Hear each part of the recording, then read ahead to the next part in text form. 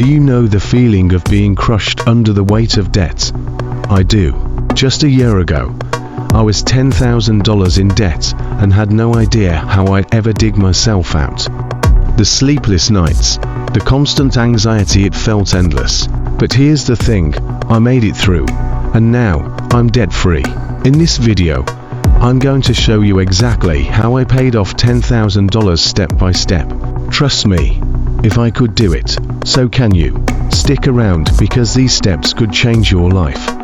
Debt isn't just about money, it's about the stress it creates, the opportunities it takes away, and the constant feeling of being stuck. But no matter how bad it seems, you can turn things around. I'm going to walk you through the exact steps I took to pay off $10,000, and I promise these tips are simple, practical, and doable for anyone. Step 1. Face your debt. The first thing I had to do was face my debt head on.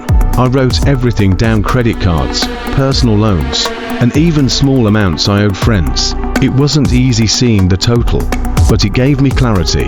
Write down every debt you have, including the balance, interest rate, and minimum payment. This step is crucial because you can't fix what you don't fully understand. Step 2. Create a budget that works for you. Next, I made a budget. I tracked every dollar I earned and spent. Then I asked myself, what can I cut back on? For me, it was things like eating out, buying coffee every day, and streaming services I didn't use. Those little sacrifices added up quickly. Every dollar I saved went toward my debt. A budget doesn't have to be perfect. It just needs to give you control. Step 3. Pick a debt repayment strategy. There are 2 main ways to pay off debt. The debt snowball method. Start by paying off your smallest debt first, while making minimum payments on the others. Once the smallest debt is gone, move to the next one. This gives you quick wins and keeps you motivated. The debt avalanche method. Focus on the debt with the highest interest rate first. This saves you the most money in the long run. I chose the debt snowball method because I needed those small wins to stay motivated. Choose the strategy that works best for you. Step 4. Negotiate with creditors. Many people don't realize this, but you can negotiate with your creditors. I called my credit card companies and explained my financial situation. Some offered to lower my interest rates, and one even gave me a temporary payment plan with no interest. Don't be afraid to make the call. It can save you hundreds, if not thousands, of dollars. Step 4. Negotiate with creditors. Many people don't realize this, but you can negotiate with your creditors. I called my credit card companies and explained my financial situation. Some offered to lower my interest rates, and one even gave me a temporary payment plan with no interest. Don't be afraid to make the call. It can save you hundreds, if not thousands, of dollars. Step 5. Increase your income. To speed things up, I looked for ways to earn extra income. I started a side hustle, freelancing in my free time, and even sold some old gadgets and clothes I didn't use anymore. You don't need to earn thousands extra. Even $200, $300 a month can make a huge difference when you're trying to pay off debt.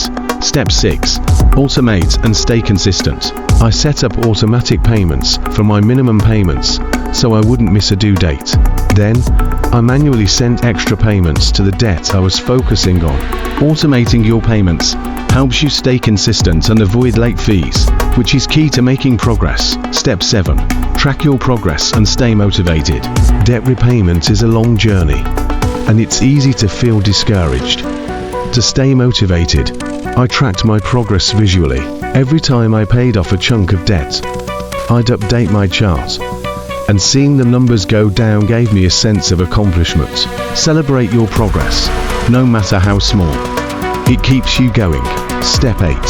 Avoid new debt. As I worked to pay off my debt, I made a rule: no new debt.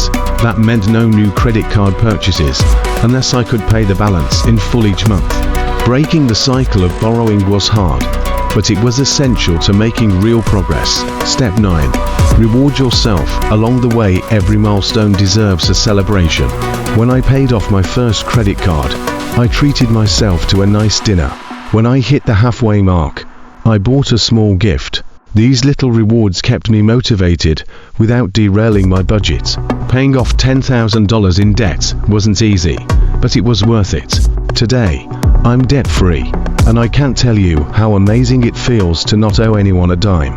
If you're in debt right now, know this: you're not alone, and there's always a way out. Start small, stay consistent, and believe in yourself. Financial freedom is closer than you think.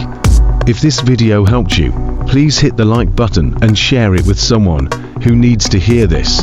Don't forget to subscribe for more practical tips on managing your finances and building a better future.